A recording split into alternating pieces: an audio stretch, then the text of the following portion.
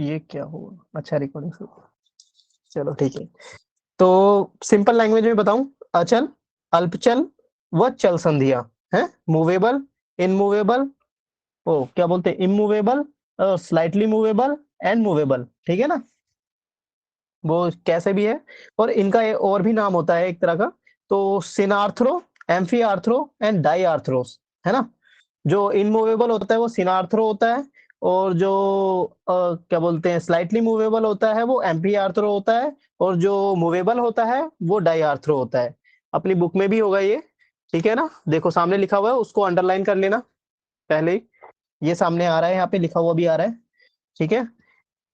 तो three types और joint हो गए ये हमारे। और इसमें साइनोवियल जॉइंट्स भी बोलते हैं इन्हें, ये इसमें नहीं है मगर ये लिख लेना है इसी के पास, साइनोवियल जॉइंट होता है, मूवेबल जॉइंट जो होता है वो साइनोवियल जॉइंट होता है। हम्म और फाइब्रस जॉइंट होता है ये वाला, फाइबर कनेक्टिव टिश्यू का होता है जो अचल जॉइंट होता है, फाइब्रस जॉइंट, ठीक है। उसके पास में लिख लेना प्लीज, सारे लिख लेना। जो अचल होता है वो फाइब्रस कनेक्टिव टिश्यू का बना होता है। बाकी मेजरली थ्री टाइप्स ऑफ होते हैं ये, और इसी में अब इसके पार्ट्स में जाएंगे हम कि कितने टाइप का होता है। सोहन जी 65, पेज नंबर 65, 65, 65, हाँ ऊपर करो। हाँ ये आ गई ना हमारा स्कल। तो जो कल मिस्टी जी ने बताया था ना कि 8 टाइप्स ऑफ बोन्स, तो जो ये 8 बोन्स होती हैं ये फाइब्रस कनेक्टिव टिश्यू से जुड़ी होती हैं ये। और जुड़ी कैसे होती हैं ये, जैसे दो कंघे होते हैं ना, दो कंघे को आप साथ में मिला दोगे तो ये उस टाइप से मिला होता है। देखो ये स्ट्रक्चर में दिख रहा है ना, ऊपर वाले में देखो, जो ये फ्रंटल बोन है ना, वहां पे देखो, फ्रंटल बोन के पास में दोनों है, दिख रहा है, पैराइटल बोन है दोनों, वो दोनों, और जो उसके पीछे साइड की तरफ से, और टेम्पोरल बोन, यहाँ से टेम्पोरल बोन है, और ये ऑक्सीपिटल बोन है। और जो एस्फेनोइड होती है और एथेमोइड होती है वो अंदर की तरफ होती है, ठीक है ना, इसमें अंदर से, और उसी के अंदर से जो स्पाइनल कॉर्ड है वो हमारी निकल रही होती है वहां से। तो ये इतनी टफ होती है कि ये हिल नहीं सकती, आप मार के देखो कहीं पे दीवार के, मार के देखो, ट्राई करो, तो ये हिलेंगी नहीं कभी भी, है ना। तो ये फाइब्रस कनेक्टिव टिश्यू की बनी होती है, इसको लिख लेना कि ये फाइब्रस कनेक्टिव टिश्यू की बनी होती है मेनली, ओके। और जैसे अब आगे हम फाइब्रस कनेक्टिव टिश्यू में, तो जो फाइब्रस कनेक्टिव टिश्यू होते हैं ना उनसे बने हुए जॉइंट, फाइब्रस जॉइंट जो होते हैं वो भी 3 तरह के होते हैं, ठीक है ना। तो उसमें कौन से होते हैं, एक तो होते हैं स्विचर्स, स्विचर्स तो हमने हाँ स्कल की बात कर दी। हेलो, हाँ हाँ। अरे यार, स्विचर्स तो हमने स्कल स्कल की बात कर दी है ना, तो वो हो हम्म, गया। अब एक और टाइप होता है हमारा, ठीक है, वो होता है हमारा सिंडेसुमोसिस। ये नाम सिंडेस्मोसिस। थोड़ा टिपिकल है, हाँ सिंडेस्मोसिस। सिंडेस्मोसिस। सर नीचे है ना, इसमें है लिखा हुआ ना, हाँ हाँ ये लिखा रहा, लिखा बहुत हुआ। बढ़िया बहुत बढ़िया। हाँ तो ये रहा इंफीरियर टीबियो फिबुलर संधि। अब ये इंफीरियर टीबियो फिबुलर संधि कहाँ पे, जो हमारा पैर है ना बिल्कुल नीचे, सबसे नीचे, एंकल, हम्म हम्म। है ना, मैंने वर्ड सही बोला है, हाँ ठीक है ठीक है। ठीक है। तो यहाँ पे टीबिया और फिब्यूला होती है ना, जो हमारी फिब्यूला पतली बोन होती है, इसमें चित्रकारी नहीं कर रखी है, देखना सर सोहन जी जरा, इसमें बता भी रखा है, नहीं बता रखा, चलो कोई दिक्कत नहीं है। बाकी आप महसूस कर लो कि हाँ भाई हमारी ये बोन है, दोनों बोन तो ये बिल्कुल फिक्स्ड होती है, ठीक है ना। और गोम्फोसिस, अब देखो गोम्फोसिस से हमको सेंस आता है गम्स का, गम्स का सेंस आता है ना, जबड़े के जो ये दांत जहाँ पे अटैच्ड है। तो गोम्फोसिस से सीधा आप दांत निकालिए, अपना एक इमेजिनेशन कर लो कि गोम्फोसिस मतलब गम्स, जहाँ पे दांत है हमारे, है ना, सीमेंटम होता है दांतों में, वहां पे ये बिल्कुल जबरदस्त तरीके से जॉइंट बना होता है, बिल्कुल भी नहीं हिलेंगे आपके दांत। तो ये थ्री टाइप्स ऑफ जॉइंट्स हो गए, हमारे फाइब्रस कनेक्टिव टिश्यू से बने होते हैं ये, और ये हमारे उसमें ये आगे, ठीक है ना। और विशाल भाई इसमें सर और नीचे आओ। एक बार तीनों को दोबारा से थोड़ा थोड़ा बता दो। अच्छा तीनों कोई ज्वाइंट जो नहीं आया था बताए क्या? हमें। नहीं वैसे थोड़ा पक्का हो जाएगा ना। अरे ये आ तो गई मिस्टी जी, मिस्टी जी स्केलेटल सिस्टम नहीं छेड़ा है अभी, वो आप शुरू कर देना, मैं जॉइंट खत्म कर दूं। और दोबारा बताऊंगी, चलो ठीक है। जो फाइब्रस कनेक्टिव टिश्यू है वो 3 टाइप्स का होता है, ठीक है। स्विचर्स होता है हमारा, और मैम जरा ये सिंडेस्मोसिस जो ये नाम है, ये होता है तीसरा, और दूसरा और तीसरा होता है गोम्फोसिस। गोम्फोसिस का मतलब है दांतों से, दांतों के जॉइंट्स जो होते हैं, ठीक है ना। और जो सेकंड वाला है सिंडेस्मोसिस, ठीक है, ये होता है टिबिया एंड फिब्यूला के अंदर। और उससे ऊपर और जाएंगे तो वो स्विचर्स होते हैं, वो स्कल में होते हैं। स्कल में स्विचर इस टाइप से होते हैं, जैसे कंघे, दो कंघे अगर आप साथ में टच कर देंगे तो वैसे ही इसकी 8 बोन्स आपस में टच होती हैं। इतनी मजबूती से जुड़ी हुई होती है कि ये नहीं हिलने वाली है, ठीक है। और ओके, और एक चीज ना, एक कॉन्सेप्ट और बताना चाहता हूँ मैं आपको। जैसे जब हम छोटे होते हैं ना, छोटे बच्चे होते हैं, जब बहुत छोटे होते हैं 1 साल, जब उनकी ना बोन फ्यूज नहीं होती, तो फ्यूज वो इसलिए नहीं होती क्योंकि जो उनका मस्तिष्क है ना वो बढ़ रहा होता है।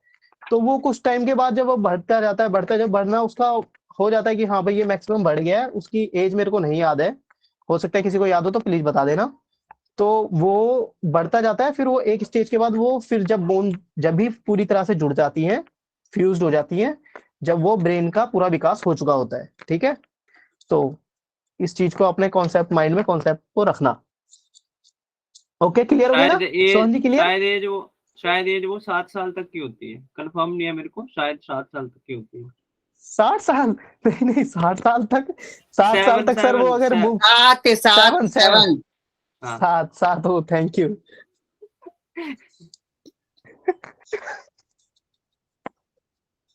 क्या सुन लिया यार मैंने। चलो ठीक है, थैंक यू। चलो, बहुत बढ़िया। चलो अल्पचल पे आते हैं हम, हैं। अल्पचल पे आगे, अल्पचल पे ज्यादा कुछ नहीं देखना हमें। वर्टिबल डिस्क होती है ना हमारी, वर्टिबल डिस्क वो होती है। और भी तो होती है यार, रिब्स भी होती है हमारी, रिब्स भी होती हैं, और विशाल प्यूबिक भैया ये सिम्फाइसिस। साइनोवियल जॉइंट और हिंज जॉइंट जी रह गए ना। नहीं नहीं, साइनोवियल जॉइंट तो बाद में आएगा ना। ये अच्छा इसी इसमें, में दे अरे, रखा है। इसमें अरे नहीं, पहले ये ही दे रखे हैं। कार्टिलेजिनस जॉइंट नहीं आया क्या? अरे अल्पचल, अल्पचल सर, अल्पचल। ये कार्टिलेज ही तो है। नहीं नहीं, नीचे करो, नीचे।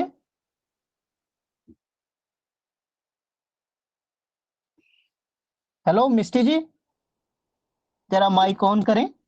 हाँ जी, हाँ जी। हाँ अल्पचल ही जी। तो आएगा ना। नहीं नहीं, बुक्स में दे अचल, रखा है ना, ये साइनोवियल जॉइंट दे रखा है और हिंजे जॉइंट ना। नहीं हाँ नहीं नहीं, ये साइनोवियल जॉइंट तो दे रखा है, मगर स्लाइटली मूवेबल जॉइंट आएगा ना उससे पहले। हाँ, इसके बारे में डिटेल में नहीं बताया है ना, सिर्फ ऐसे हेडिंग डाल रखी है। अरे नहीं, अरे यार समझ नहीं रहे आप लोग। देखो अब ये बुक का छोड़ो, आप मेरी बात सुनो। देखो 3 टाइप्स ऑफ बोन्स होते हैं, अचल, अल्पचल और चल। मूवेबल हाँ, जॉइंट्स, इन्होंने सीधा मूवेबल जॉइंट्स ला दिया, साइनोवियल जॉइंट्स जिन्हें हम बोलते हैं, ठीक है ना। हम्म। है ना, साइनोवियल जॉइंट्स है। मूवेबल जॉइंट्स में जो भी है, पाइवोट, हिंज विंज, ये सारे अलग आएंगे, है ना। बट अल्पचल भी होते हैं, मतलब जो थोड़ी बहुत मूवमेंट करते हैं, ठीक है ना। तो थोड़ी बहुत जो मूवमेंट करते हैं ना, मतलब स्लाइटली मूवेबल जॉइंट्स होते हैं, एम्फी आर्थ्रोस, ठीक है।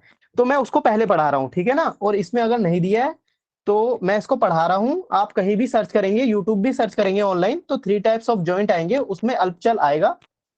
अल्पचल इन्होंने भी हो सकता है बाद में दे रखा हो, कोई दिक्कत नहीं है, आप डिटेल देखोगे तो वो मिल जाएगा पक्का। अरे यार इन्होंने क्या कर रखा है, फाइब्रस जॉइंट है। अरे ये देखो आप सही खुद है देख लो। यार। एक मिनट विशाल। हाँ ये जी, कार्टिलेजियस, ये बिल्कुल 4 ही लाइन दे रखे हैं इन्होंने। कहाँ है मैम?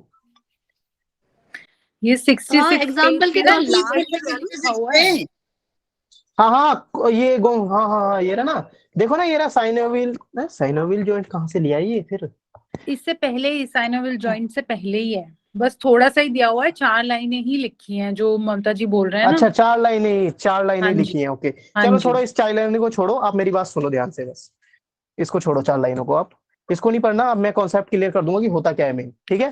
प्यूबिक सिम्फाइसिस होता है हमारी जो कॉक्सो, ये जो हमारी कूल्हे की हड्डियां होती है ना, कूल्हे की हड्डियां, ये वेंट्रल आगे की साइड से जुड़ी हुई होती है, आगे की साइड, तो इनमें थोड़ी बहुत मूवमेंट होती है। तो पहला तो ये हो गया हमारा। दूसरा होता है हमारा इंटरवर्टिब्रल डिस्क, जो ये हमारी क्या बोलते हैं, वर्टिब्रा है ना हमारी, रीढ़ की हड्डी। कल मिस्टी जी ने बताया था रीढ़ की हड्डी 26 बोन्स होती है। अच्छा, बच्चे में कितनी बोन होती है, एक बार फटाफट मैसेज पे डाल दो या फिर बोल दो। 300 हाँ 300 होती हैं। नहीं नहीं, बच्चों की वर्टिब्रा में कितनी बोन होती है? अच्छा वर्टिब्रा 33 मिस्टी जी आप नहीं बोलेंगे 33 इसका आंसर, बाकी सारे देंगे। नहीं ओके पता। सॉरी 33, ठीक है ना। अब आगे मैं कुछ भी पूछूंगा, हो सकता है मैं पीछे का भी कुछ भी पूछ लूं, तो आंसर दे देना। हाँ, ये जैसे इन्होंने आंसर करा है ना मैसेज में 33, मैसेज में आंसर करा करो, मैं बोलता जाऊंगा बस। तो अल्पचल पे आते हैं हम। मैंने आपको प्यूबिक सिम्फाइसिस बता दिया, ठीक है ना, कूल्हे की हड्डी। आगे से आपको पेपर में लिखना है, कूल्हे की हड्डी जो आगे से जुड़ी हुई होती है वो अल्पचल में आती है, मतलब स्लाइटली मूवेबल एम्फी आर्थ्रोज। रिपीट कर रहा हूं बार बार, मैं ये वर्ड बार बार याद करूंगा जो आपके माइंड में सेट हो, ठीक है।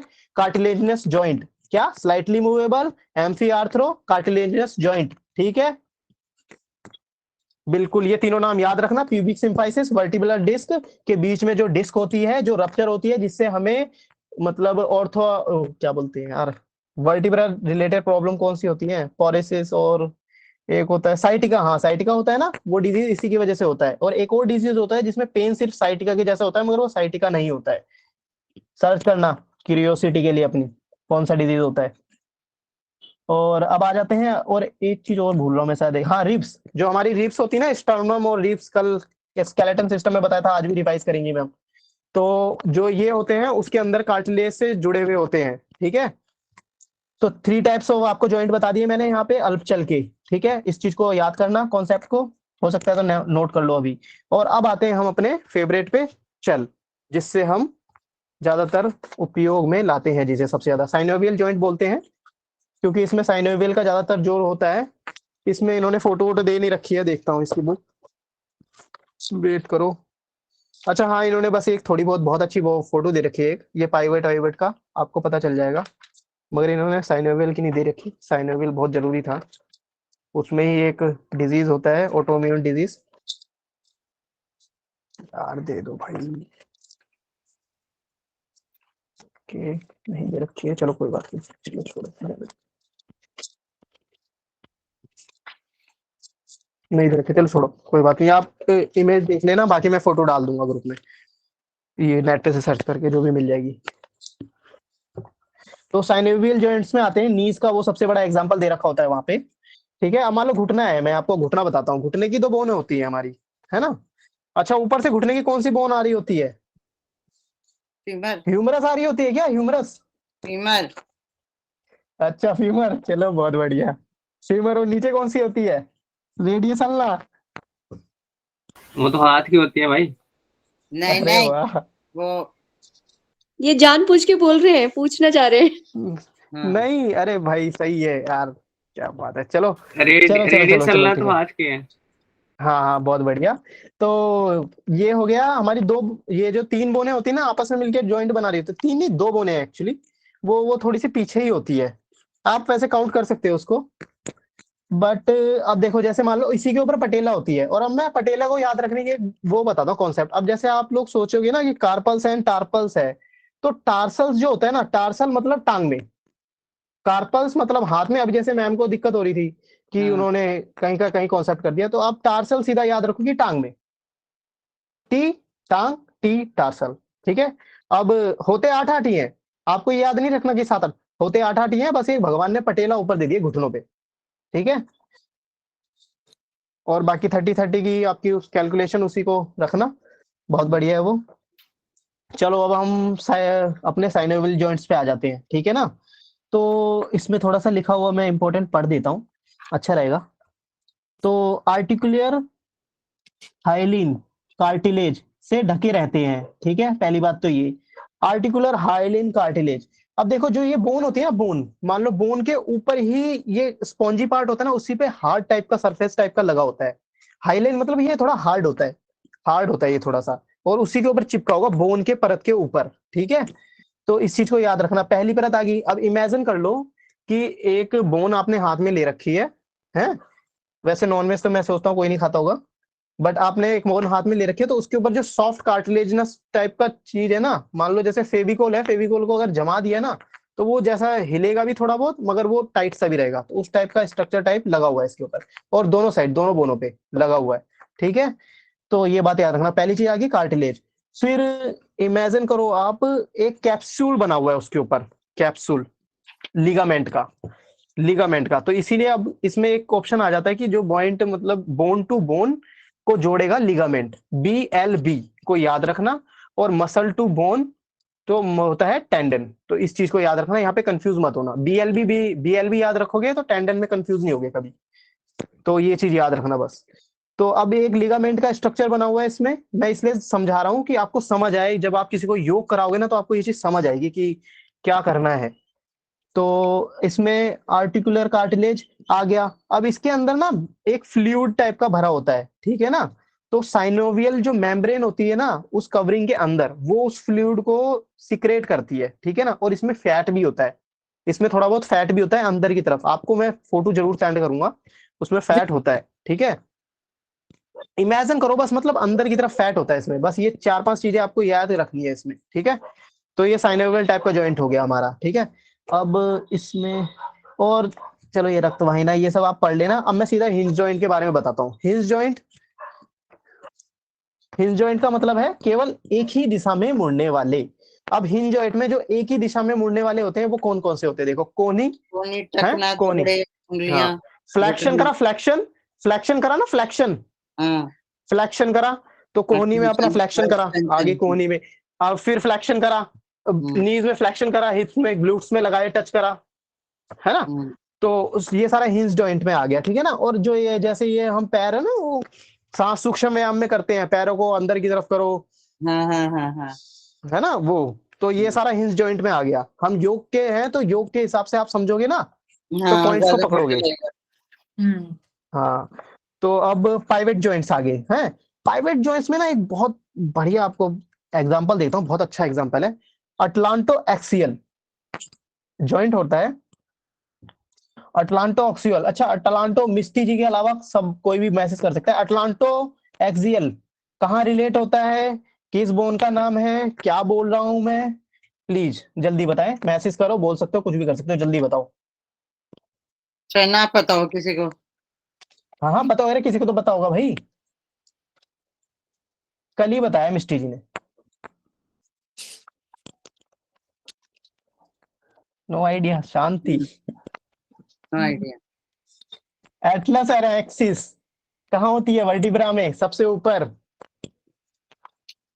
ठीक है, याद रखना, अब तो याद हो जाएगा शायद, नहीं बताए ना, नहीं बता पाए ना, क्योंकि चलो एटलस एक्सिस पाइवट जॉइंट वहीं पे होता है। ठीक है ना, और उसमें ओडोंटॉइड पैग होता है। मतलब आप ये मान लो, जैसे मैं कैसे बताऊं, जैसे मान लो एक गिलास है, गिलास को आप काट दो, उसका वो कटा हुआ हिस्सा वो हटा दो, और उसके ऊपर ना एक पेन रखो, और पेन को ऐसे, गिलास को ना आप उस पेन के ऊपर रगड़ोगे ना अंदर की तरफ से पेन को, तो वो होता है पाइवट जॉइंट। और ये, और मिस्टी जी मेरे को ना बिल्कुल सचेत कर देना, मेरे को जहां भी लगे ना कि मैं कहीं भी कंफ्यूज हो रहा हूँ। ये पीछे ठीक है, दे तो रखे है यार, 68 पे पाइवट पॉइंट वो दे रखा है जॉइंट का, इसका दे रखा है क्या? चित्र दे रखा है ना। हाँ हाँ दे रखा है। हम्म, नहीं नहीं नहीं, इसको इसको आप, कोई नहीं, इसको, हाँ इसको आप देखो, मैं आपको एग्जाम्पल बिल्कुल फैक्ट बता रहा हूँ, टेंशन मत लो, गलत नहीं होगा वो। और दूसरा जॉइंट होता है हमारा रेडियो अल्नर। अब रेडियो अल्नर, हाँ ये आ गया ना, ये आ गया डिस्प्ले पे, बहुत बढ़िया सर, ये आ गया। थोड़ा नीचे करो, थोड़ा सा नीचे करो, थोड़ा सा नीचे करो। हाँ ये वो थोड़ा सा ऊपर, सॉरी थोड़ा सा ऊपर, आई एम सो सॉरी, थोड़ा सा ऊपर, हाँ बस बस बस बस बस बस बस बस बस बस। हाँ तो ये इसने कहाँ कहाँ बोल रखा है, फ्लेक्शन एक्सटेंशन, देखो आ गया ना सारा, फ्लेक्शन एक्सटेंशन, अरे कॉन्डोलॉइड जॉइंट है ये तो यार। ये जो आप फोटो है ना, ये पाइवट जॉइंट की फोटो देखो। अब ये हमारे नेक में होता है मेन, इसमें दे रखा है नेक में, एक्सिस वर्टिब्रा, ग्रीवा की, एटलस वर्टिब्रा, ग्रीवा, क्या बात है। और इसको ना कर लेना आप, यहाँ जहां पे भी लिखा हो ग्रीवा की, Atlas vertebra and axis vertebra है, ओडोंटोइड प्रवर्धव, जहां पे भी आपके पाइवेट जॉइंट में जहां पे भी लिखा हो, उस चीज को आप रीड कर लेना।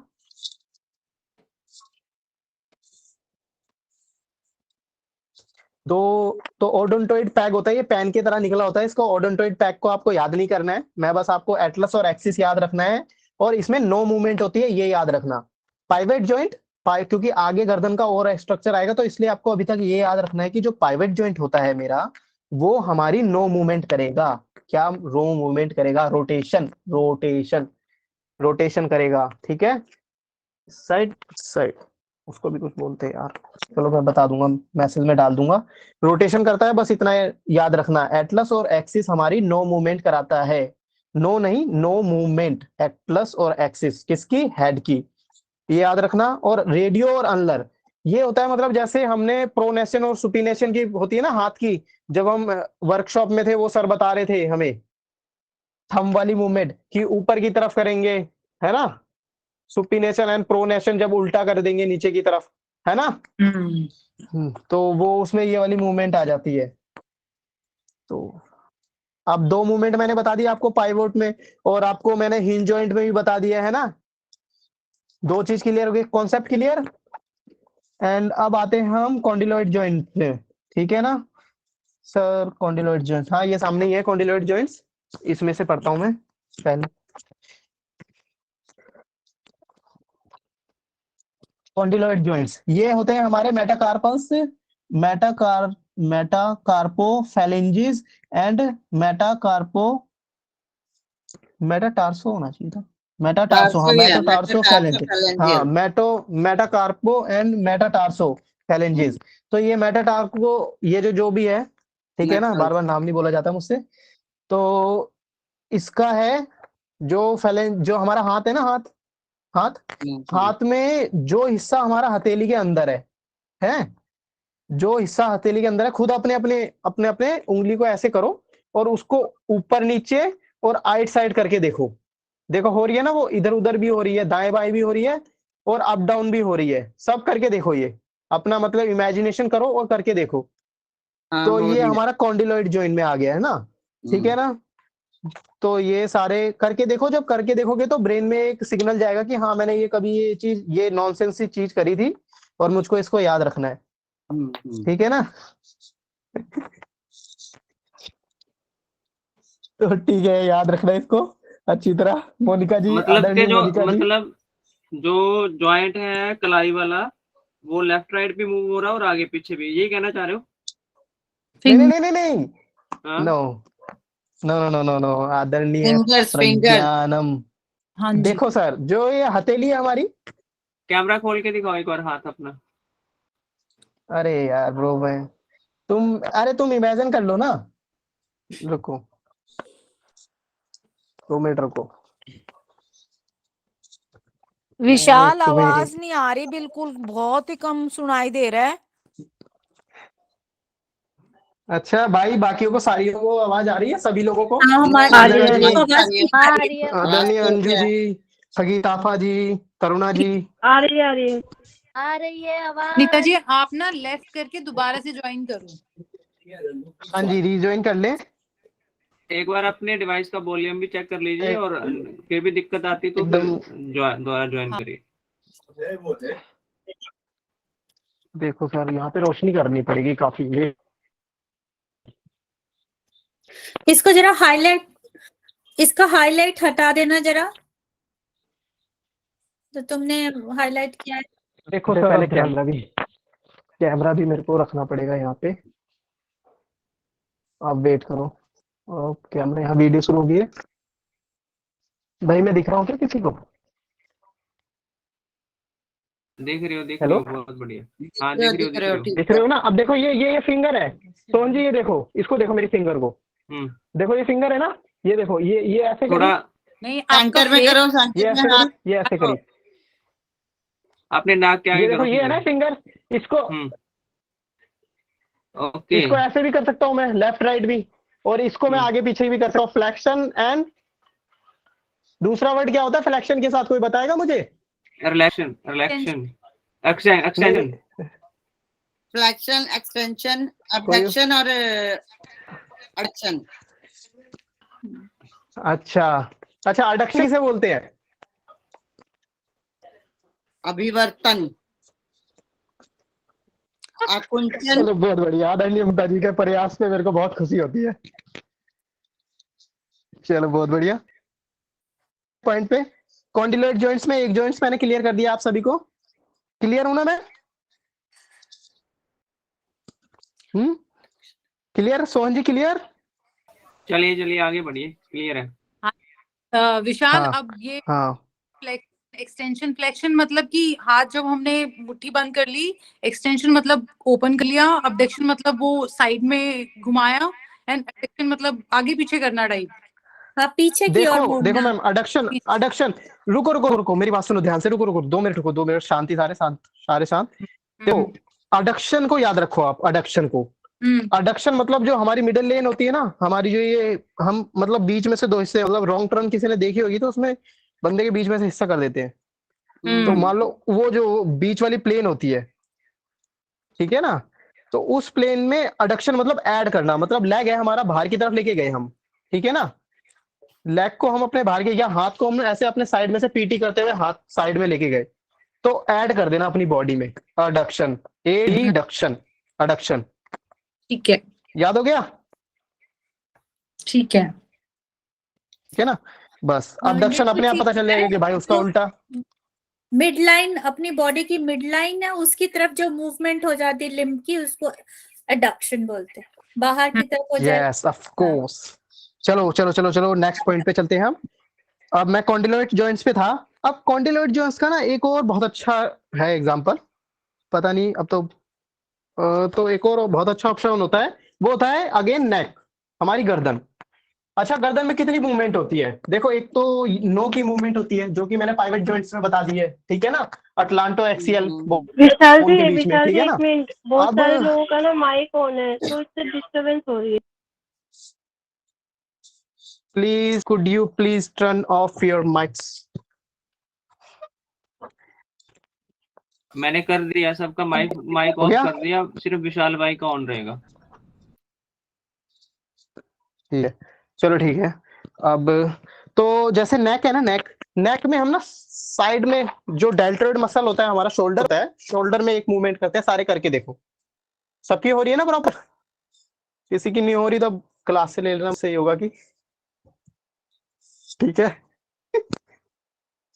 तो सारे करके देखो, और यस मूवमेंट करके देखो सारी, यस भी हो रही है ना, flexion and supination, flexion and supination. भाई विशाल भाई, जहाँ तो आप अपना माइक उसको वीडियो खोल के दिखाओ कौन सी कर रहे हो, ऐसे कैसे पता चलेगा कौन सी कर रहे हो? अच्छा, किसी और को भी नहीं समझ आया?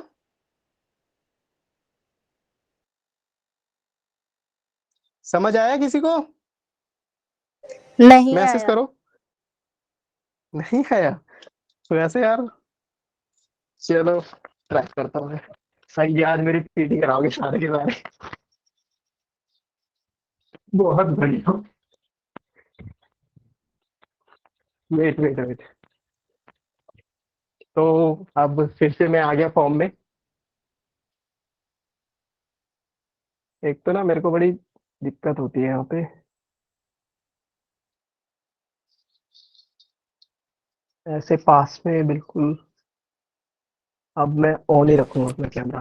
तो देखो अब सारे के सारे जो कॉन्डिलोइड जॉइंट्स में हमारे, देखो ये मूवमेंट है, ये ये मूवमेंट होगी कॉन्डिलोइड जॉइंट्स में, और ये एक्सटेंशन एंड ये मूवमेंट। अब समझ आ गया सबको? समझ आ गया ना सबको? और पाइवेट जॉइंट्स में ये नो नो रोटेशन। अब क्लियर हो गया? मैसेज करें कृपया सारे। हाँ जी, हो गया। सोहन जी स्पेशली आप, हो गया ना सोहन जी? हो गया ना क्लियर? प्लीज प्लीज प्लीज, जी जी भाई, हो गया। क्योंकि मैं जो बिल्कुल दिमाग में सेंटर घुसना बिल्कुल सेट होना चाहिए, बहुत जरूरी है। तो आगे हम कॉन्डिलोइड्स जॉइंट्स, हमारा वैसे सबको रिकॉर्डिंग मिल जाएगी, अच्छी बात है कि जब मैं ये बता भी रहा हूँ उसकी रिकॉर्डिंग मिल जाएगी, बहुत अच्छी बात है। तो आप रिपीट में भी देख सकते हो, तो मेरे को और ग्रुप में मैसेज डाल दिया करो यार, जैसे किसी को कहीं भी कोई भी दिक्कत हो रही है ना, ऐसा नहीं है सारे के सारे कर देगा। मिस्टी जी भी है, मैं भी हूँ, और भी हैं कई अनुभवी जो शांत रहते हैं काफी, मैं जानता हूँ उनके अंदर भरपूर ज्ञान है। तो अब हम तो कॉन्डिलोइड जॉइंट्स हो गए हमारे। मैं कुछ भूल तो नहीं रहा हूँ इसमें। वही एक्सटेंशन अबडक्शन। और एक और चीज है, जैसे आप ना एक चीज याद रखो कि जैसे फ्लेक्शन है एक्सटेंशन है, ये सब ना साथ में ही होते हैं। अबडक्शन एडक्शन साथ में ही होंगे, सरकमडक्शन हो गया है ना, और एक और थे यार, रोटेशन हो गया जैसे, है ना, ये सारे साथ में ही होते हैं। और कुछ आपने ये भी याद रख लो कि वेंट्रल डोर्सल का पोस्टीरियर इंटीरियर है ना, ये सारी चीजें भी एक कॉन्सेप्ट एक बार देख लेना। तो वो सारी चीजें आपके ना काफी कॉन्सेप्ट क्लियर हो जाएंगे। जैसे मैंने वेंट्रल बोला, पीविक सिम्फाइसिस में बोला कि वेंट्रल साइड में होता है, तो मतलब आगे की तरफ है वो वेंट्रल साइड में, मैंने बोला आपको इसीलिए। तो ना ये चीजें, बी क्वाइट मम्मी। तो अब सॉरी फॉर डिस्टर्बिंग। तो ग्लाइडिंग जॉइंट पे आते हैं अब हम, ठीक है ना। स्लाइडिंग एंड ग्लाइडिंग इसको बोलेंगे हम। और हाँ, एक और बात मैं बोलना चाहता हूँ। हाँ वो आगे है वैसे, वो वाला कॉन्सेप्ट बाद में बताऊंगा मैं। चलो, स्लाइडिंग एंड ग्लाइडिंग होता है ये हमारे कार्पल्स एंड टार्सल्स में होता है, ठीक है ना, ये वाला। और कार्पल्स एंड टार्सल्स हमारे कहाँ होते हैं? हाथों और पैरों में। 7 इन पैर, क्या बोलते हैं, लेग्स होता है हमारा, पंजा जो होता है, इसको इंग्लिश में क्या बोलते हैं भाई? वहां पे 7 होती है हमारी, ठीक है ना। और यहीं पे हमारा सबसे बड़ा टेंडन होता है, सबसे बड़ा बॉडी का टेंडन होता है। कार्पल्स एंड टार्पल्स, इसमें स्लाइडिंग एंड ग्लाइडिंग मूवमेंट होती है, मतलब आपस में रगड़ खाते रहते हैं ये आपस में, ठीक है ना। इस चीज को याद रखना, कुछ नहीं है ज्यादा इसमें खास। हो गया। अब हमारा सैडल जॉइंट है। सैडल जॉइंट के लिए एक स्पेशल नाम याद रखना कि सैडल जॉइंट का मतलब होता है poor ball and socket joint. अपना जो थंब है ना, थंब, सारे के सारे अपना थंब हिला के देखो। जैसे हमारा लेग, हमारा शोल्डर जॉइंट हिलता है ना, मतलब जंघा की संधि व स्कंध की संधि, हिंदी में बोलेंगे इसको, तो उसकी तरह ये नहीं हिलता, उसकी तरह नहीं हिलता है ये। तो इसको याद रखना है। ये जो हमारा ना एक वो होता है यहाँ पे, एक कार्पल होता है, उसका नाम होता है ट्रेपीजियम, ऊपर ही होना पड़ेगा। तो ट्रेपीजियम होता है उसका नाम।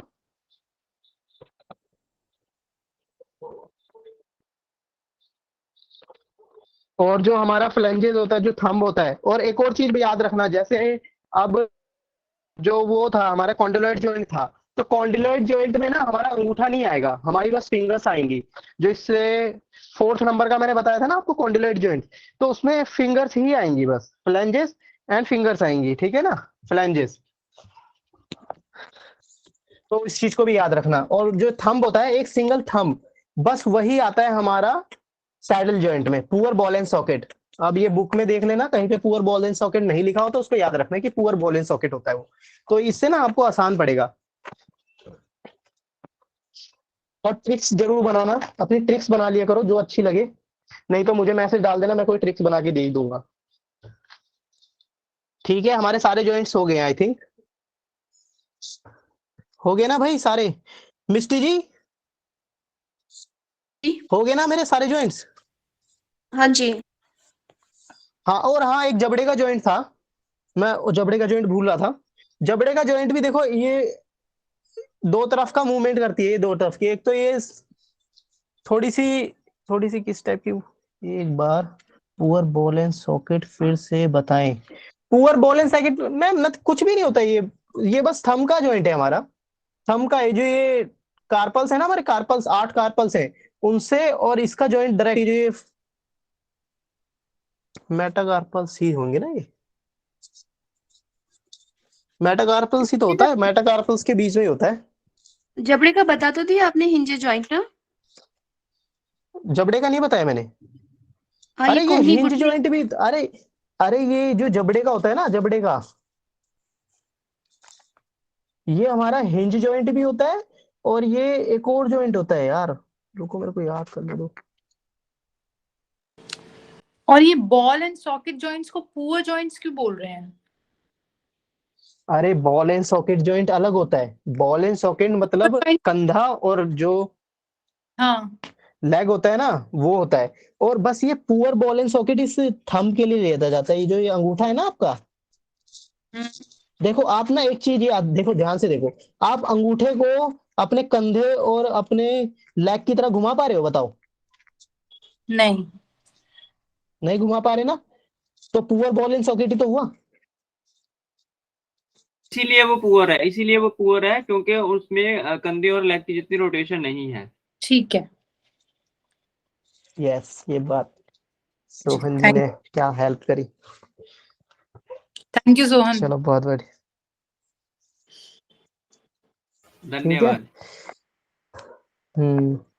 अब जैसे जो ये हमारा जो जबड़ा होता है ना, जबड़ा, इसमें ना ये आप ये मान लो जैसे ये ना हिंज जॉइंट भी होता है, बिल्कुल सही बोला मिस्टी जी ने, बट ये ना ग्लाइडिंग जॉइंट भी होता है। ये देखो थोड़ा थोड़ा इधर उधर हो रहेगा, जैसे साउथ इंडियन में मुक्का मार के ना ऐसे हिलता है इधर उधर, स्लो मोशन में दिखता है वो हिलता हुआ, तो थोड़ा उस टाइप का स्ट्रक्चर टाइप है ये। तो हिंज जॉइंट वैसे मेजरली हिंज जॉइंट आप ले सकते हो, और बिल्कुल परफेक्ट बताया इन्होंने। अब मैं ये माइक देता हूँ आदरणीय मिस्टी जी को। स्केलेटल सिस्टम अपना पूरा करेंगी ये, ठीक है। बाकी हिंज जॉइंट में मिस्टी जी मैं कहीं पे कोई चीज छोड़ रहा हूँ? कोई चीज छोड़ तो नहीं रहा हूँ ना? नहीं, बिल्कुल बहुत अच्छा पढ़ाया आपने। Thank you. हाँ ठीक है। बाकी होएगा कुछ मैं छोड़ रहा हूँ तो मैं बुक में देख लूंगा सारा। इस वाली बुक तो मेरे को ओके। ज्यादा स्पेशल नहीं लगी। बाकी अब साइनोवियल जॉइंट है, साइनो मैम ये सारे साइनोवियल जॉइंट्स हैं आदरणीय अंजू जी, सारे ये साइनोवियल जॉइंट्स हैं। ये 6 टाइप्स ऑफ जॉइंट्स है, उसमें आप अपने जब हमारे हम जबड़े को और जोड़ लेते हैं। चलो अब मिस्टी जी शुरू हो जाए। हाँ, thank skeletal you. System. Actually मेरे पास बुक्स नहीं है ना, इसलिए मुझे थोड़ी सी प्रॉब्लम हो रही है, तो सारा कुछ लिखा ही है मैंने कॉपी में। हाँ हाँ, बस कोई दिक्कत नहीं है।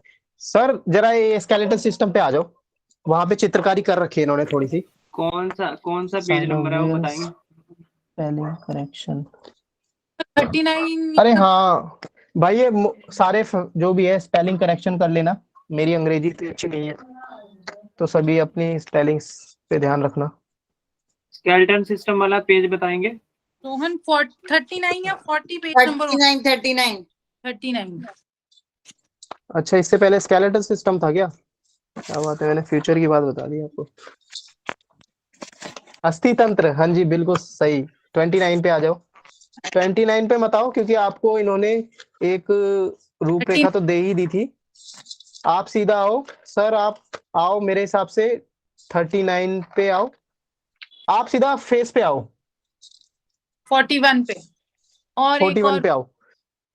मिस्टी जी 41 से ही शुरू करोगे ना?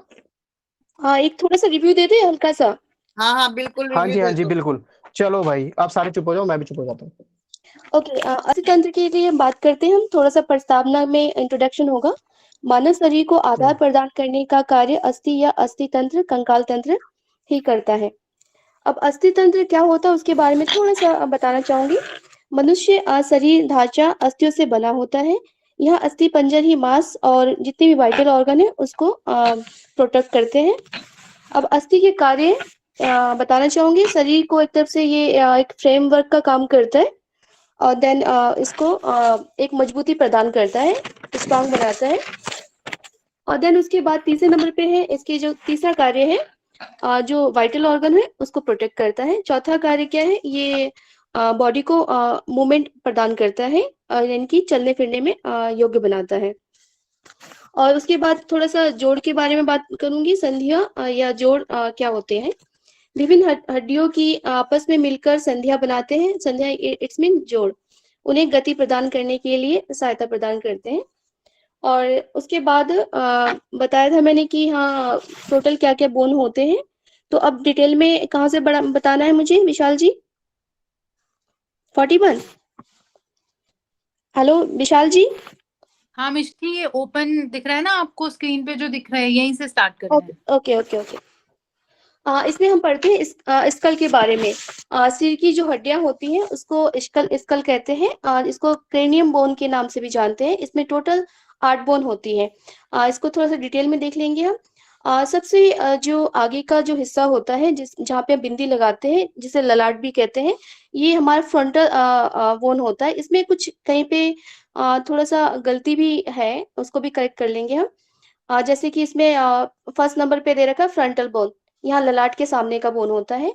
सेकंड में जो बोन लिखा हुआ है फ्रंटल बोन, ये फ्रंटल नहीं है, ये ऑक्सीपिटल बोन है, इसको करेक्ट कर लीजिएगा प्लीज। हाँ, तो ये जो ऑक्सीपिटल बोन होता है वो फ्रंटल के जस्ट अपोजिट पीछे का हिस्सा होता है। इसमें इमेजेस में देख सकते हैं, बिल्कुल पीछे का हिस्सा है, ये ऑक्सीपिटल बोन है। और देन उसके बाद है पैराइटल बोन।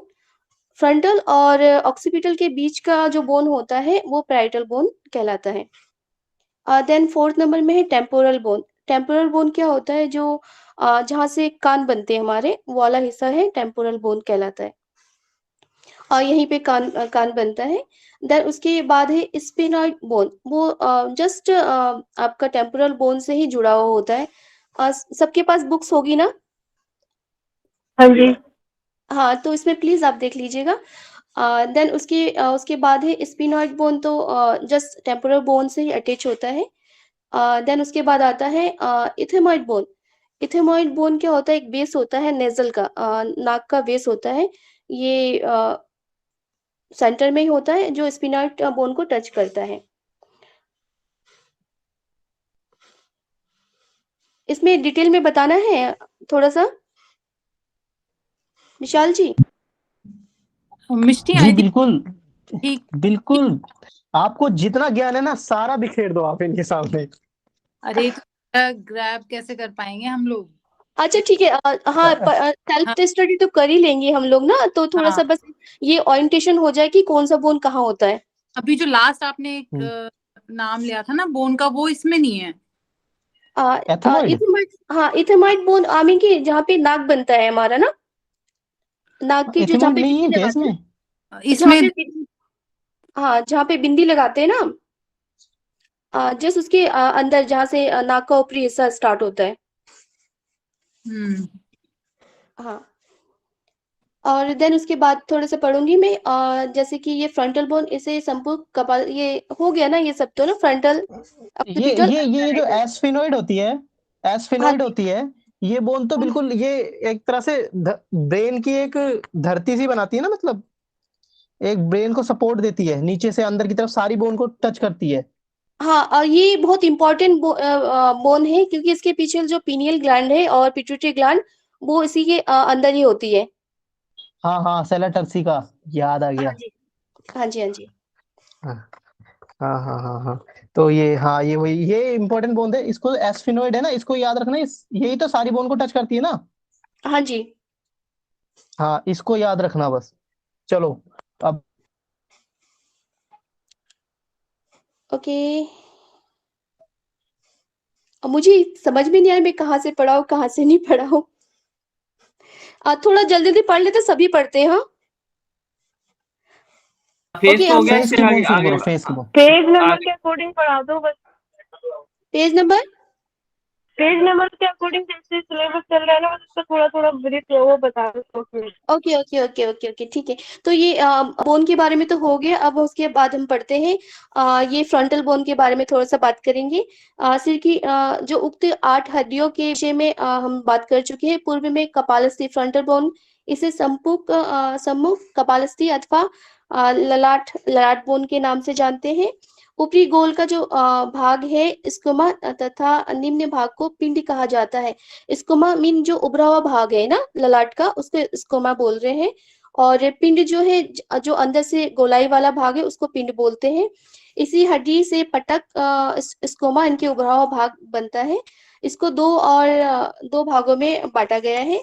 इसकी ऊपरी एवं चपटी मांसपेशी, ये तो हो गए ललाट, ये फ्रंटल बोन के ही बारे में बता रहे हैं। सुप्रा ऑर्बिटल आर्च बनता है, जहाँ पे आपका जो आंखें बनती है, आंखों का जो गड्ढा होता है, उसके जो ऊपर का हिस्सा है, उसको सुप्रा ऑर्बिटल आर्च कहते हैं। आर्च मीन जो एक ध्रुव उभरा हुआ भाग, इसे कहते हैं। जस्ट बेलो आपका नोजल लिखा हुआ है, नाजल बोन लगी रहती है। नाथासी के ठीक पीछे एक चलनी जैसी जालीदार हड्डी होती है। ये आगे इसकी डिटेल आ गई है। इथेमाइड बोन, इसको इथेमाइड प्रोसेस मतलब इथेमाइड और जो आपका स्पिनॉइड बोन है, ये इसको जोड़ती है, इसलिए इसको प्रोसेस बोला गया है। देन ऑक्सीपिटल बोन के बारे में, यहाँ हड्डी सिर के सबसे पीछे का भाग स्थित है। इसको पटक तथा पिंड, ये सबको अलग अलग बोला गया। नॉर्मली क्या होता है, ऑक्सीपिटल बोन एक ही होता है, लेकिन इन्होंने डिफरेंशिएट कर रखा है। इसमें फोरामेन मैगम कहा गया। फोरामेन मैगम आपका क्या है, एक तरह से छेद होता है। फ्रंटेनल और ऑक्सीपिटल फ्रंटेनल दो होते हैं। देखा होगा आपने जब बच्चा जो जन्म के बाद देखा होगा, जो फ्रंटल एक तरह से फ्रंटेनल होता है, जो जहाँ पे पुराने जमाने में अभी भी हम तेल वगैरह लगा के उसको बहुत नरम सा मुलायम सा स्थान रहता है। जो मैं समझा पा रही हूँ प्लीज? Hello hello. हाँ बिल्कुल, बहुत बढ़िया। हाँ, बिल्कुल तो एक बिल्कुल। उभाऊ भाग होता है ना बच्चों में, जो कि 1 साल के बाद वो बंद हो जाता है, उसे फ्रंटेनल बोलते हैं। Anterior and posterior. एंटीरियर जो फ्रंटेनल होता है वो 1 साल में बंद होता है, 1 से 1.5 साल के अंदर। और जो पोस्टीरियर फ्रंटेनल होता है वो 6 महीने के बाद बंद हो जाता है। ये फ्रंटेनल इसलिए होता है ताकि जो बच्चे की डिलीवरी ना इजिली हो जाए, क्योंकि जो फीचर होते हैं वो फीचर ऑसिफाइड नहीं होते और एक दूसरे के ऊपर आ जाते हैं, जिससे क्या है, बच्चे के डिलीवरी में कोई दिक्कत नहीं होती है। बाद में धीरे धीरे वो 1 साल के बाद एंटीरियर फ्रंटेनल बंद हो जाता है और पोस्टीरियर 6 महीने के बाद बंद हो जाता है। अब थोड़ा सा पढ़ेंगे। इस हड्डी का पटक स्कुमा सबसे पीछे की ओर स्थित होता है। इसमें ऑक्सीपिटल ट्यूबिकल कहा जाता है इसको। एक बहुत मोटा दृढ़ तंतु प्रारंभ होता है, जो रीढ़ की हड्डियों के ऊपर की श्रोणियों से संलग्न रहता है। अब सुप्रियर न्यूट्रल लाइन, इसको एक तरफ से ये क्या होता है, सुपीरियर न्यूट्रल लाइन है और मिडल न्यूट्रल लाइन है। ये एक तरफ से एक लिगामेंट टेंडन जैसा काम करता है, जो सपोर्ट देता है नीचे वाले मसल्स को, ट्रिपेजियस मसल वगैरह, गर्दन वगैरह को सपोर्ट देता है। इसका अग्रभाग दांतीतर होता है। जो ये दांतीतर मतलब ये दांत की तरह, जो स्विचर है ना, स्विचर को आपने देखा होगा, जो शेर होता है, शेर के दांतों के जैसा होता है, तो उसी के लिए बारे में बोल रहे हैं। और देन उसके बाद टेम्पोरल बोन में आ गया कर्नल मेस्टोइड प्रोसेस। मेस्टोइड प्रोसेस का मतलब है जो मेस्टोइड बोन होता है, जो कान की हड्डी होती है, और टेम्पोरल बोन इसको जोड़ने की जो प्रक्रिया है वो मेस्टोइड प्रोसेस में आता है, कि मेस्टोइड बोन और टेम्पोरल को जोड़ने में उसको मेस्टोइड प्रोसेस कहते हैं। और देन इस हड्डी का पटक महाछिद्र बेसिलर पोर्शन और ऑक्सीपिटल बोन आगे फिर स्पोनाइट, ये थोड़ा सा बता ही रहे कि किस तरह से क्या प्रोसेस होता है। वो इतना इम्पोर्टेंट लग नहीं रहा है कि एक दूसरे से कौन कौन सी हड्डी कैसे जुड़ी रहती है, ये इसमें बताया जा रहा है। बताना है विशाल जी?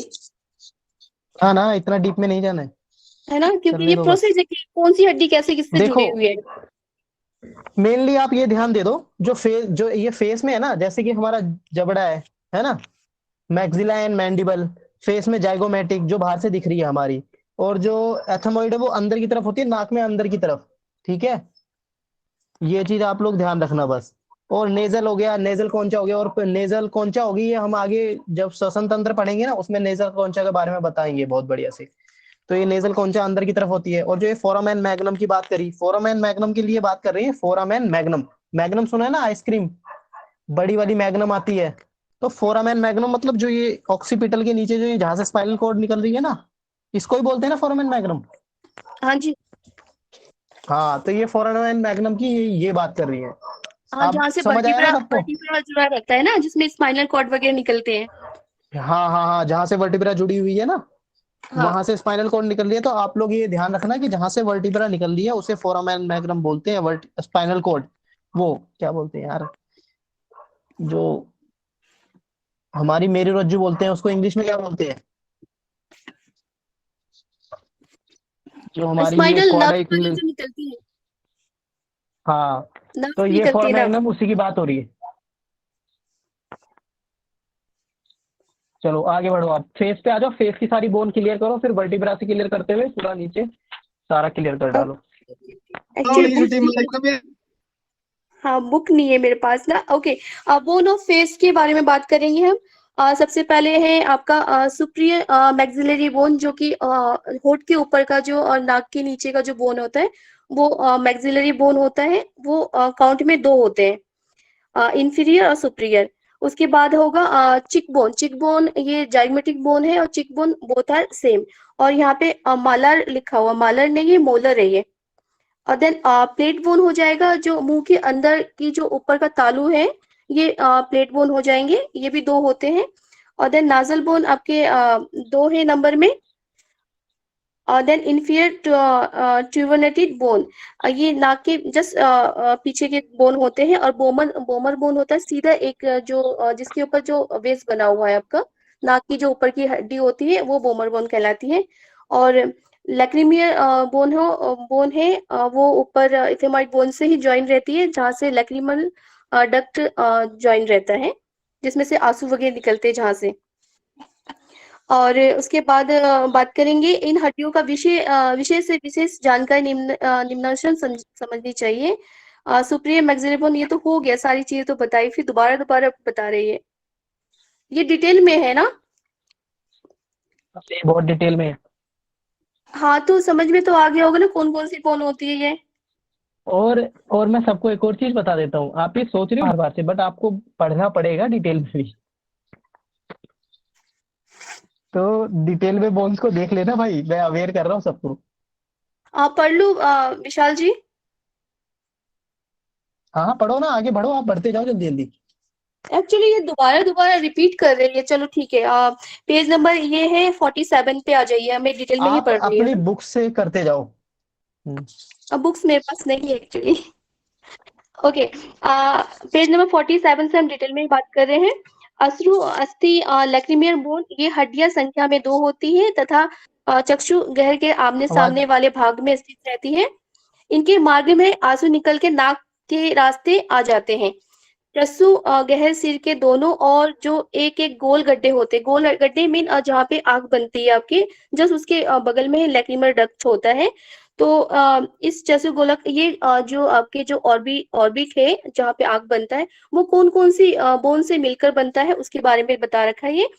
सबसे पहले ये फ्रंटल बोन आपके ऊपर के साइड पे जहाँ बिंदी लगाते हैं, वो आपके यहाँ पे हम क्लॉकवाइज घूमेंगे, फ्रंटल बोन आएगा। देन उसके बाद आपका इथेमॉइड बोन इसका बेस हो जाएगा। देन स्पिनाइड जस्ट टेम्पोरल बोन से अटैच होगा। देन लैक्रीमेल बोन है, और देन लैक्रीमेल बोन जहाँ से आंसू निकलता है। देन सुपीरियर मैक्सिलरी बोन है, और प्लेटी बोन अंदर से, मुंह के अंदर से जो तालू का बोन है वो, और मोलर बोन, ये सब बोन्स मिला के जो ऑर्बिट है जहाँ पे आंखें बनती है वो उसको बनाते हैं।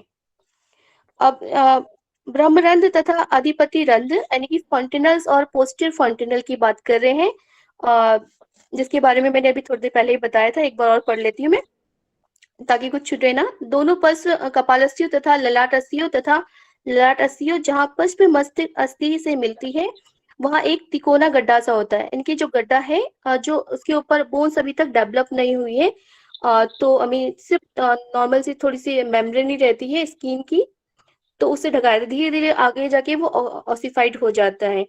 तो जो एंटीरियर फॉन्टिनल है और पोस्टीरियर फॉन्टिनल, 2 फॉन्टिनल है। एंटीरियर फॉन्टिनल आपका 1 से 1.5 साल के उस बीच में वो कवर अप हो जाता है, ऑसिफाइड हो जाता है। और जो पोस्टीरियर फॉन्टिनल है वो 6 महीने में ऑसिफाइड होगा। देन उसके बाद हम आ जाते हैं पेज नंबर 48 में। यहाँ पे वर्टिब्रल कॉलम के बारे में पूरा दिखा रखा है, पूरा वर्टिब्रा दिखा रखा है कि वर्टिब्रा कैसे है। तो इसमें वर्टिब्रा टोटल है आपके 26 है, और वैसे 33 भी आप लिख सकते हो, लेकिन क्योंकि ये कैल्सिफाइड ऑसिफाइड हो चुका है नीचे सैक्रम और कॉकिस, इसलिए ये 26 काउंट होता है। तो सबसे पहले हम देखेंगे 7 सर्वाइकल, यानी कि गर्दन की हड्डी से लेके 7 तक आपका 7 सर्वाइकल वर्टिब्रा होगा। देन उसके बाद 12 थोरेसिक वर्टिब्रा होते हैं, 12 24 हो जाएंगे आगे और पीछे दोनों मिला के। और देन उसके बाद आपका आ जाएगा सैक्रम होगा 5, इससे पहले हाँ लंबर है, लंबर आपका 5 लंबर है। देन उसके बाद 5 आपका सैक्रम होगा और 4 कॉकिस होगा। विशाल जी मुझे नजर नहीं आ रहा है, प्लीज आप मुझे बता दीजिएगा अगर मैं गलत बता रही होंगी तो ना। विशाल जी बिल्कुल बिल्कुल कोई दिक्कत नहीं है, बहुत क्योंकि बढ़िया चल हमारे रहे हो पास बुक्स है नहीं ना। और उसके बाद हम लोग आ जाएंगे पेज नंबर 49 पे। मेरिडियन की कुल संख्या क्या होती है? 33 होती है, दो भागों में विभक्त संख्या में बटी होती है। सबसे पहले आपका ये सर्वाइकल वर्टिब्रा हो गया, देन थोरेसिक और डोर्सल वर्टिब्रा हो गया, और देन उसके बाद लंबर वर्टिब्रा जो 5 होती है, और सैक्रल वर्टिब्रा और सैक्रम बोन ये भी 5 होती है, और कॉक्सिजियल आपकी 4 होती है। क्लास ऑसिफाइड होने की वजह से ये 26 रह जाती है। और देन उसके बाद आ जाएंगे मेरिडियन मानव शरीर का एक अस्थिमय आधार है, यही सिर का भी आधार है। यहाँ अपनी भीतरी भाग में सुषुम्ना अथवा मज्जा को धारण किए रहता है। मज्जा में व्हाइट मैटर और ग्रे मैटर के लिए बोल रहे हैं ना ये विशाल जी? विशाल जी, हाँ हाँ हाँ हाँ, उसी के लिए बोल रहे हैं। व्हाइट, हाँ मज्जा में white white matter and grey matter. हाँ ठीक है, और सुषुम्ना होकर अब आपका अब जो हाँ नर्व्स जो होगी वो सुषुम्ना हो जाएगी, ये आगे की हाँ और हाँ ये जो नर्व्स ये जो व्हाइट मैटर स्पाइनल होता है वो कॉर्ड साइड में होता है, हाँ और इस सेंट्रल में होता है ग्रे मैटर। ग्रे मैटर, बिल्कुल अगल बगल की और भी झुक जा सकता है, परंतु पीछे की ओर बिल्कुल नहीं झुक सकता है, जो रीढ़ की हड्डी है। बैठने तथा खड़े होने की उचित स्थिति पर ध्यान देने से कशेरुका गत्र वर्टिब्रा बॉडी जब बेतरीब हो जाता है, अथवा अस्थि छत अथवा घाव जो भी नेक्रोसिस वगैरह होगा, तो अगर ये किसी भी तरह से तो कोई डिफेक्ट आता है वर्टिब्रा में तो नेक्रोसिस हो सकता है। नेक्रोसिस माने वो पूरी तरह से नष्ट हो सकता है, वहाँ के जो भी आपके टिश्यू वगैरह है वो पूरी तरह से नेक्रोसिस हो जाएगा। मेरिडियन में ग्रेप कशेरुक सर्वाइकल वर्टिब्रा का पिंड तथा पांचों कटी कोशिका लंबर वर्टिब्रा के पिंड क्रमशः सामने की ओर झुके तथा पीछे की ओर उभरे रहते हैं। 3 कशेरुक सैक्रल वर्टिब्रा शरीर के भार को दोनों पाँव की ओर बांट जाते हैं। ये इसके बता रहे हैं कि क्या-क्या इसके इम्पोर्टेंस है, क्या-क्या काम करते हैं इसके बारे में।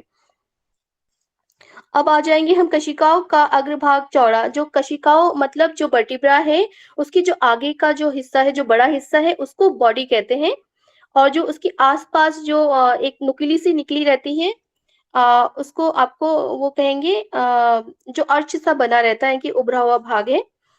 इनकी द्वारा निर्मित छिद्र को कशिका छिद्र यानी कि वर्टिब्रा फोरामेन कहते हैं। फोरामेन मीन कहीं पे भी अगर गड्ढा है, खोखला है, गड्ढा है, वो फोरामेन कहलाएगा।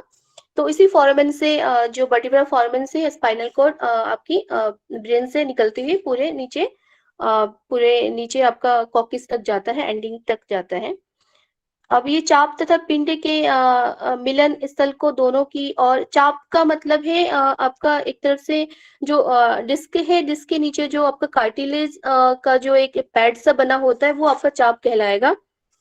और जो पिंड है, पिंड आपका जो वर्टिब्रा का जो आपका अंदर का जो होल है, जो फोरामेन है, वो पिंड कहलाएगा। दोनों मिलकर एक छेद बनाते हैं जिनके द्वारा सुषुम्ना तंत्रिका स्पाइनल नर्व्स का प्रादुर्भाव होता है। इनकी प्रादुर्भाव मतलब वो स्पाइनल नर्व्स उसके अंदर से निकल रही है ब्रेन से होते हुए। इसके फलक फैक्ट्स कहा जाता है। ये पिंड के दोनों ओर रहते हैं। हाँ जी, yes ma'am, yes ma'am, hello, कोई नहीं, आप कोई नहीं, कंटिन्यू कैरी करिए। On carry on. Okay okay. और ये आगे इंटर वर्टिब्रल फाइब्रो कार्टिलेज होती है जो कि आपके डिस्क को प्रोटेक्ट करती है, जो वर्टिब्रा की डिस्क है उसको प्रोटेक्ट करती है। ग्रेव कशेरुका अथवा गिरवा कशेरुका सर्वाइकल वर्टिब्रा इनकी स्थिति गले में पीछे की ओर रहती है। सामान्य कशेरुकों की अपेक्षा इनकी रचना में कुछ अंतर होता है। ये संख्या में 7 होते हैं। ये पढ़ा चुके, दोबारा रिपीट हो रहा है विशाल जी। सोहन जी ऊपर करो इसको।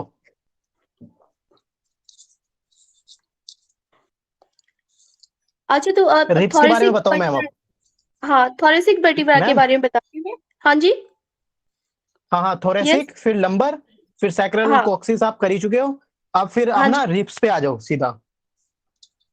ओके ओके, थोरेसिक वर्टिब्रा में ही, रिप्स में ही है ये। हाँ? हम्म।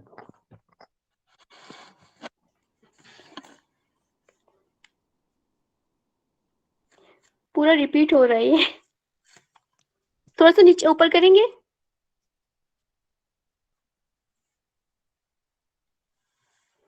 ओके, अब आ जाते हैं ये और थोड़ा सा नीचे, क्योंकि ये पढ़ा चुके हैं ना। पेज नंबर इसे थोड़ा सा ऊपर कर दीजिए सर। सोहन जी ये सारा पढ़ा चुके हैं।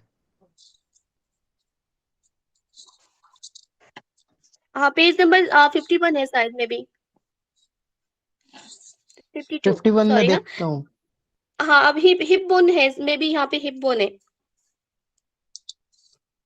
कटी कशेरुका एवं अनुत्तरिक कशिकाओं के मध्य में होती है। इसके ऊपर का हिस्सा कशेरुका बड़ा तथा चौड़ा तथा ये वर्टिब्रा के डिस्क के बारे में बोल रहे, बार बार रिपीट कर रहे हैं, ये चीज वही चीज है ना।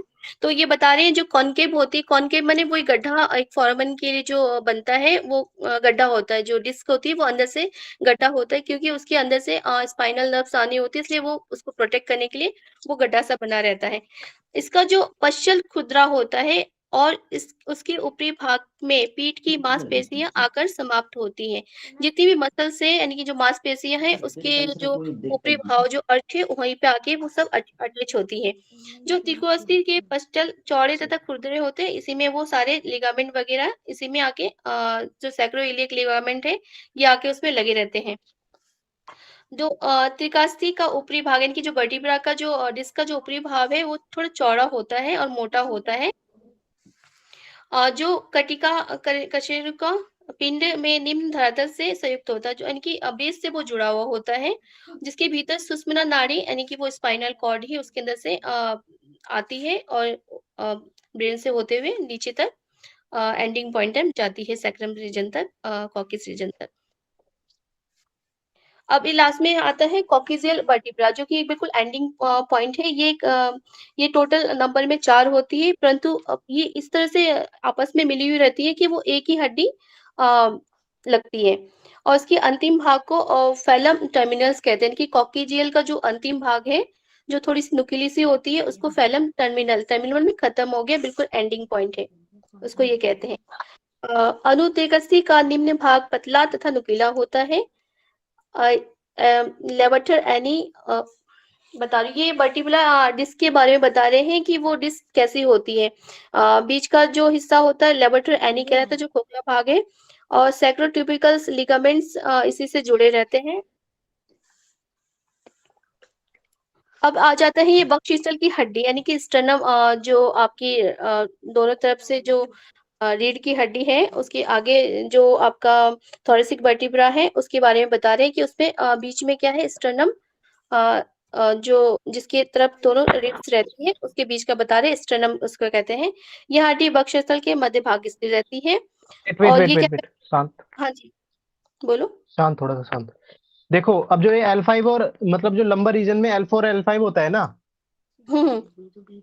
L3 L4 L5, तो जो साइटिका होता है ना वो यहीं से शुरू होता है, ये याद रखना है ना, मैं सही बोल रहा हूँ ना।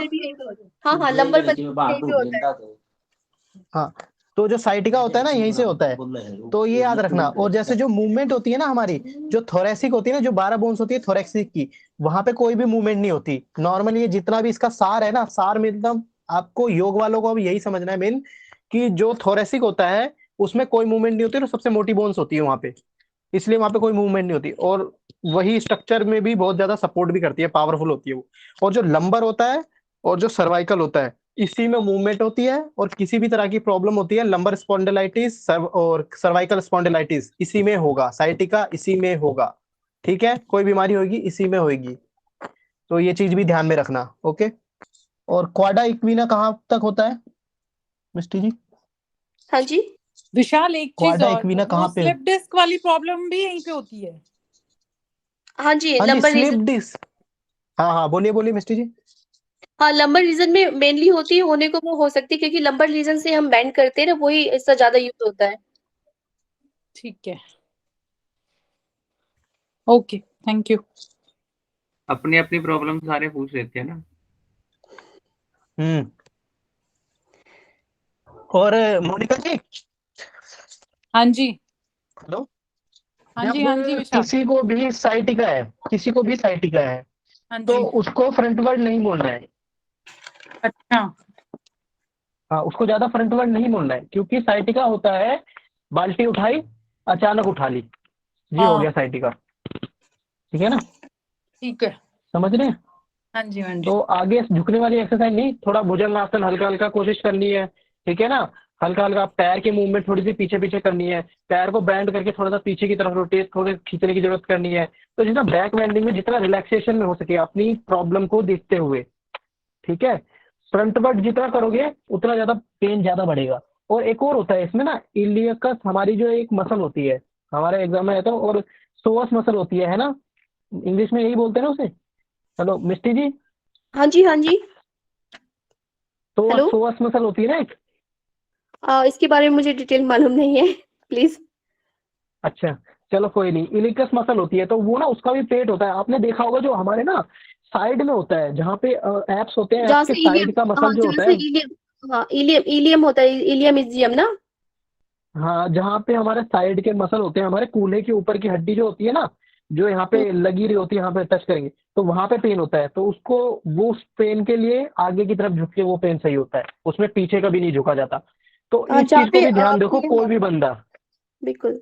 कोई भी बंदा इस चीज के लिए भी ध्यान रखो कि उनको साइटिका है कि उनको इलियोसोकस सोअस प्रॉब्लम है, इलियोसोअस मसल जो होती है उसकी प्रॉब्लम है। तो इस चीज को भी ऑब्जर्व करना। पेरिफॉर्मिस कहते हैं, पेरिफॉर्मिस मसल्स होता है, उसमें स्वेलिंग आ जाने से ऐसा लगता है कि साइटिका हो गया है। पेरिफॉर्मिस तो मसल उस चीज को सिंड्रोम भी में हम आ लोग, जाता है मसल सिंड्रोम में आ जाता है वो। तो उस चीज को भी ध्यान रखना आप लोग। चलो आगे। ओके, ठीक है, तो आगे करते हैं। स्टर्नम, जो कि आपकी रिब्स जहाँ से जुड़ी रहती है, बीच की जो हड्डी होती है, रिब्स को ज्वाइन करके रखती है, उसको स्टर्नम बोलते हैं। और इसके बारे में फिर आगे है, यहाँ हड्डी कुछ चपटी होती है तथा गर्दन से आरंभ हो गया, कि गर्दन से निकलते हुए पेट की कौड़ी, जिसे एपिगैस्ट्रियम कहते हैं, तक जाती है। और ये जो एसिडिटी वगैरह होती है तो उसमें एपिगैस्ट्रियम रीजन में ही ज्यादातर पेन होता है।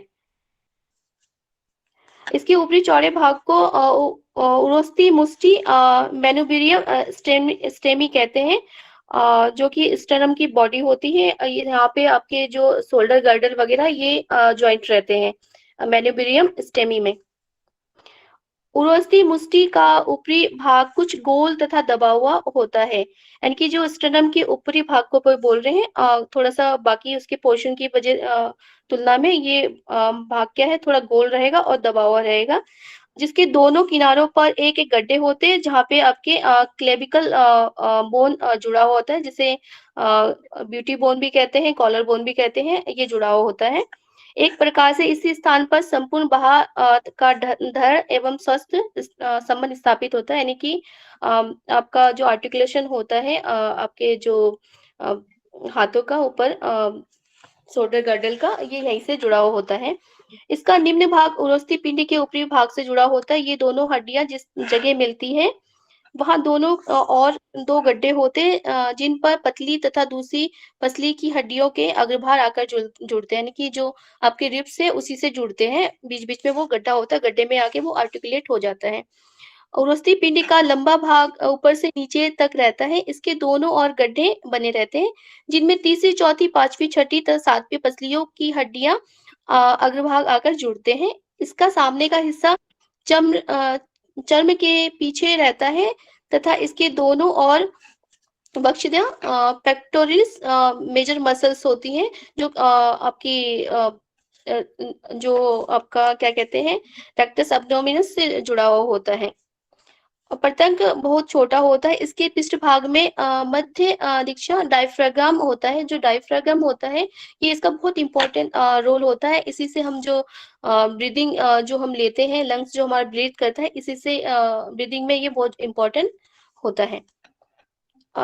इसके निम्न भाग से दो मांसपेशियां आरंभ होती है, जो नीचे जाकर सोनी अस्थि से मिल जाती है। इन मांसपेशियों को रेक्टस एब्डोमिनस कहते हैं। बक्षस्थिति के दोनों ऊपरी भाग कठोर अस्थिमय होते हैं तथा निम्न भाग जीवन के मध्य काल तथा कोमल एवं लचीला बन जाता है। यानी कि स्टर्नम की बात करें, ऊपर से थोड़ा कठोर रहेगा और नीचे से थोड़ा लचीला रहता है। 40 वर्ष की आयु के बाद यह भाग भी हड्डी में प्रवृत्त हो जाता है, कि इसका ऑसिफिकेशन हो जाता है, ये पूरी तरह से हड्डी बन जाती है। परसुकाय अथवा पसलियां रिब्स पसलियों की हड्डियां संख्या में 24 होती है, इनकी 12 आगे 12 पीछे। बक्षस्थल ऊपर की ओर संकरा तथा नीचे की ओर चौड़ा एक पिंजरे जैसा होता है। ये रिब्स केज के बारे में बात कर रहे हैं यहाँ पे, कि रिब्स केज को देखा होगा, ऊपर से पतला कम रहेगा और नीचे की तरफ चौड़ा रहेगा। जिसकी तरह से आपके जो लंग्स हैं, आपके जैसे लंग्स का आकार होता है, लंग्स भी ऊपर से पतला रहता है, नीचे से चौड़ा रहता है, तो उस तरह से रिब्स केज भी वैसे ऊपर से पतला, नीचे से चौड़ा रहेगा। इसकी 7 पसलियों को पूर्ण पंजरस्थी इसमें ट्रू रिब्स होते हैं। आपके कितने 5 ट्रू रिब्स होंगे और आपके 2 पसलियां झूठी पसलियां होती है, जो एक तरफ से कहते हैं कि वो तैरती रहती है, ऐसा कुछ कहते हैं इस पसलियों के बारे में। हाँ, ये फ्लोटिंग रिब्स कहा जाता है आ गया, क्योंकि इसका एक सिरा किसी से जुड़ा नहीं रहता है। यानी कि ये जो इसका जो आपका जो बाकी जो 2 रिब्स हैं, ये सिर्फ जो स्टर्नम है, स्टर्नम से ये अटैच नहीं होते, इसको इसलिए फॉल्स रिब्स के नाम से कहते हैं। यह ध्यान रखने के लिए योग्य कि सभी पसलियां बक्षस्थिति से एकदम जुड़ी नहीं रहती। बक्षस्थिति तथा पसलियों के बीच एक उपस्थिति सी होती है, जिसे ऊपरसुका कोस्टल कार्टिलेज होती है। यानी कि जहाँ पे जॉइंट होते हैं एक बोन दूसरे बोन से, वहां पे एक पैडेज जैसा बना रहता है, जिसको कोस्टल कार्टिलेज कहते हैं। यही पसलियों को बक्षस्थिति से संयुक्त करने का काम भी करता है।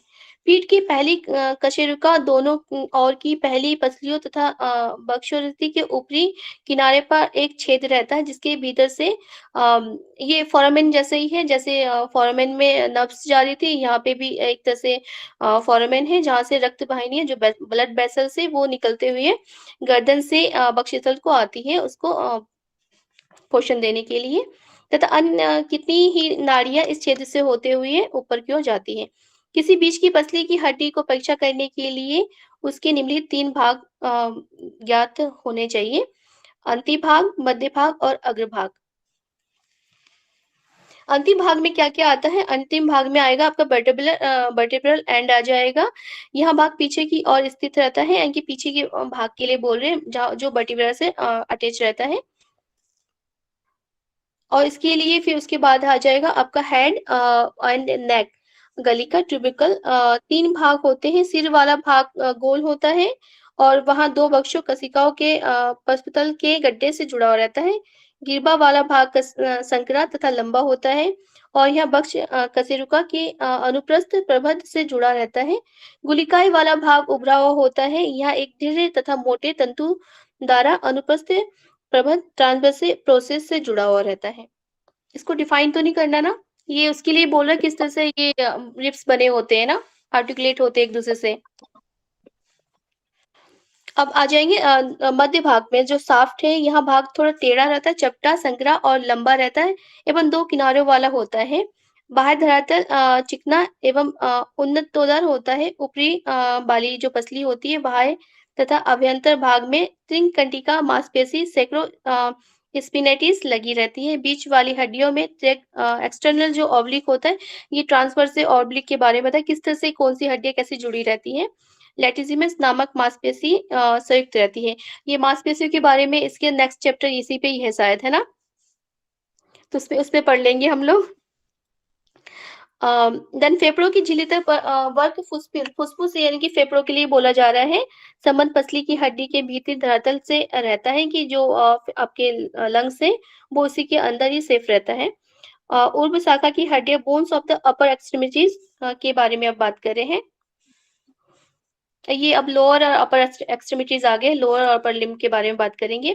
ऊर्ध्व शाखा के कंधे के बगल से दोनों और की दोनों बाहें तथा हाथ तथा उनके अंशों की गणना की जाती है।